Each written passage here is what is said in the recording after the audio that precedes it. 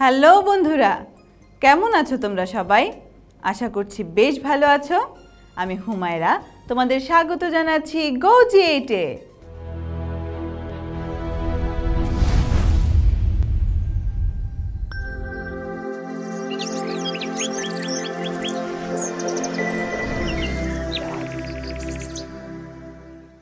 বন্ধুরা, আজকে আমরা একটি নতুন গল্প নিয়ে আলোচনা শুরু করতে যাচ্ছি। তা হলো একাদশ দ্বাদশ শ্রেণীর বাংলা প্রথম পত্র বইয়ের কলিমদ্দি দফাদার গল্পটি, যেটি লিখেছেন আবু জাফর শামসুদ্দিন। তাহলে চলো শুরু করা যাক।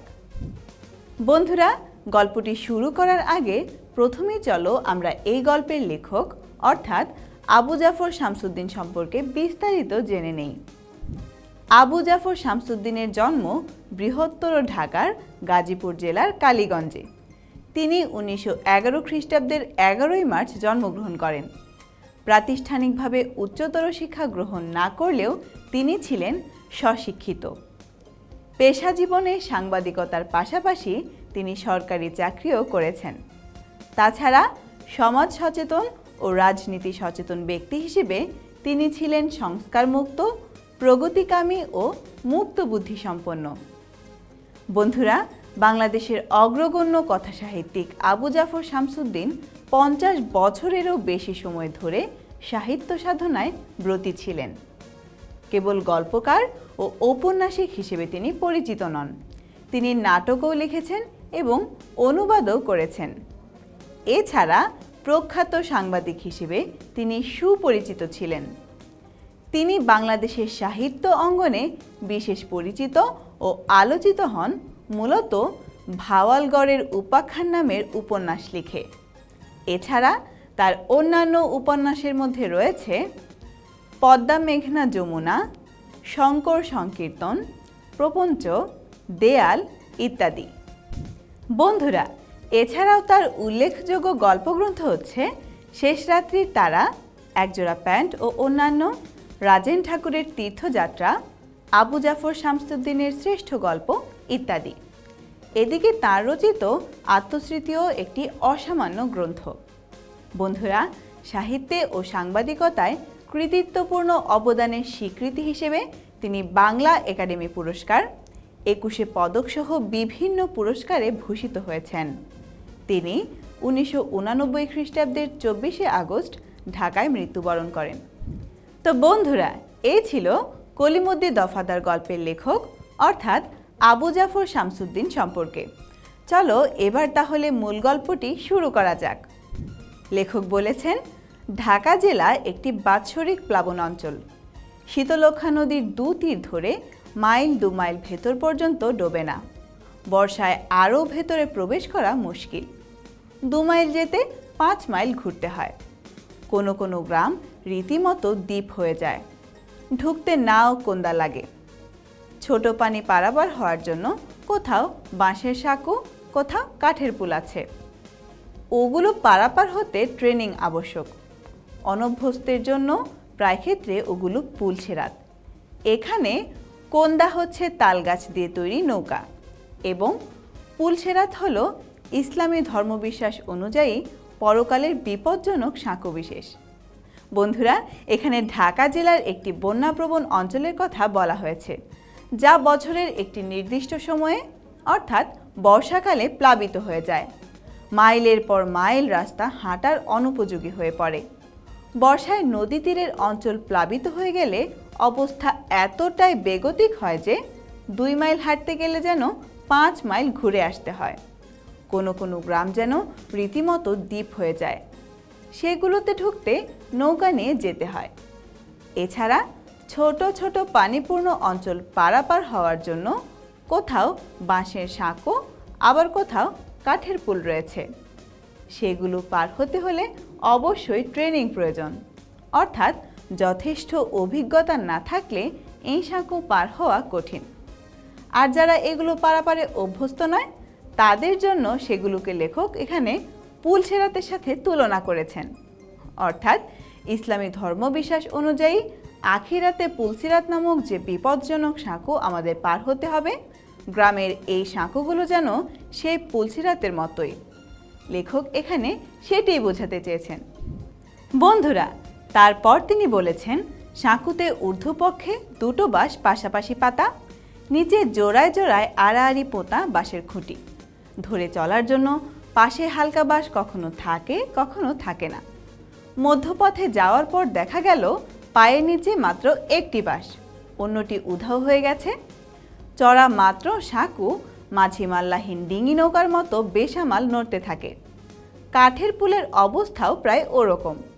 গরু ছাগল পারাপার হওয়ার ফলে 1 বছরের মধ্যে পুলের 12টা বাজে। পায়ের নিচের 4 তক্তা ভেঙে 2 তক্তা, এমনকি 1 তক্তা হয়ে যায়। কোথাও তক্তা অদৃশ্য হয়ে যায়। পাশাপাশি 2 খণ্ড বাঁশ স্থাপন করে সংযোগ স্থাপন করা হয়। দুর্বল খুঁটির উপর স্থাপিত এসব কাঠের পুলে চড়া মাত্র বুড়ো মানুষের দাঁতের মতো খটখট নড়ে।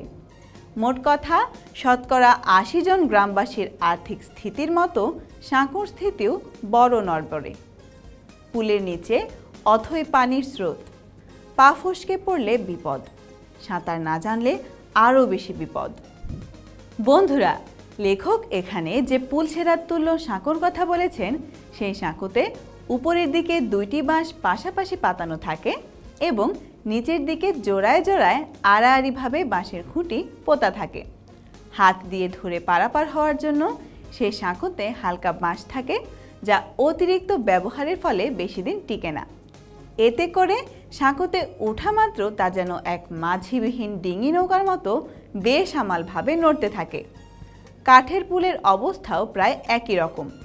গরু ছাগল পারাপার হওয়ার ফলে 1 বছরের মধ্যে পুলের অবস্থা খারাপ হয়ে যায়।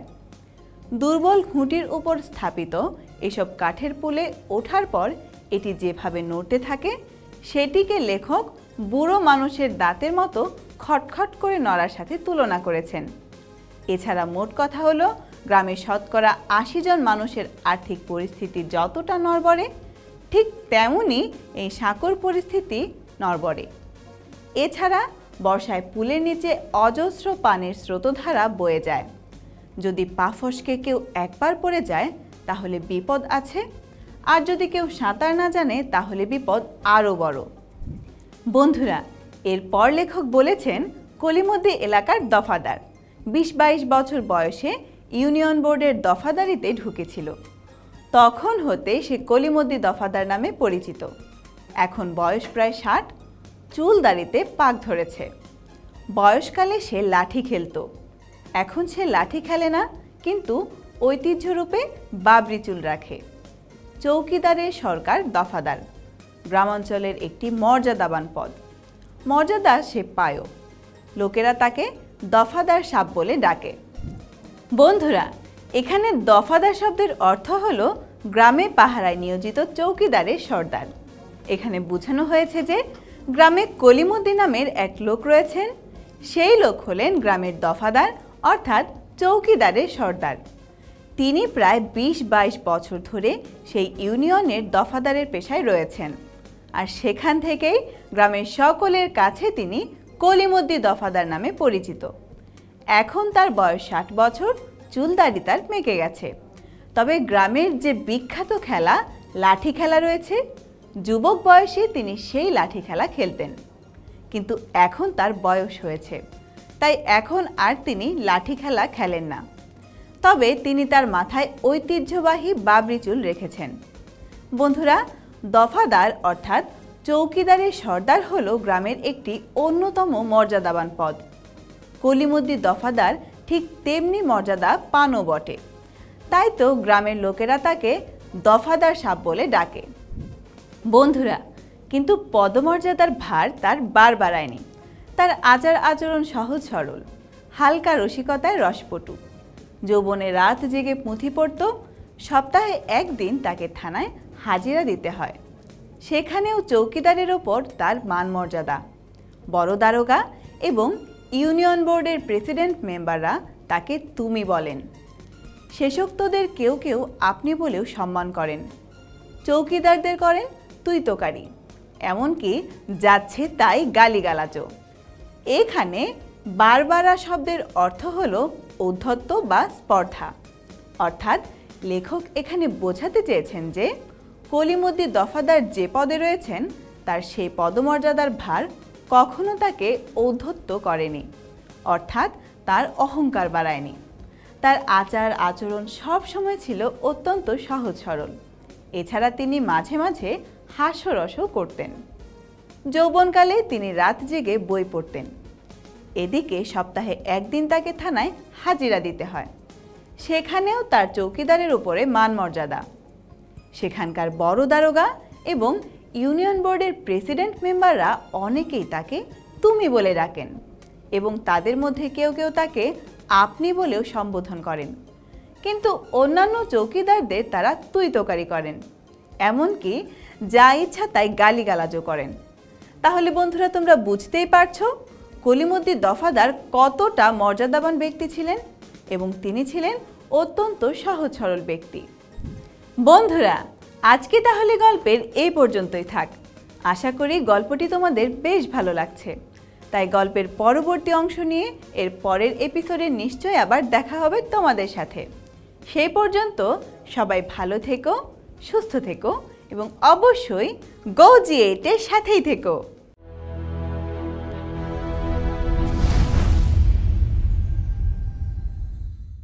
বন্ধুরা, আজকের ক্লাসে আমরা যে সমস্ত বিষয় নিয়ে আলোচনা করলাম, চলো সেখান থেকে কিছু গুরুত্বপূর্ণ নোটস জেনে নেই।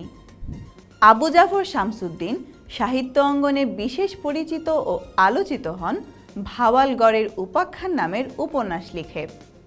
আবু জাফর শামসুদ্দিন 1911 খ্রিস্টাব্দের 11ই মার্চ বৃহত্তর ঢাকার গাজীপুর জেলার কালীগঞ্জে জন্মগ্রহণ করেন। আবু জাফর শামসুদ্দিন পেশায় একজন সাংবাদিক ছিলেন, তবে সাংবাদিকতার পাশাপাশি তিনি সরকারি চাকরিও করেছেন।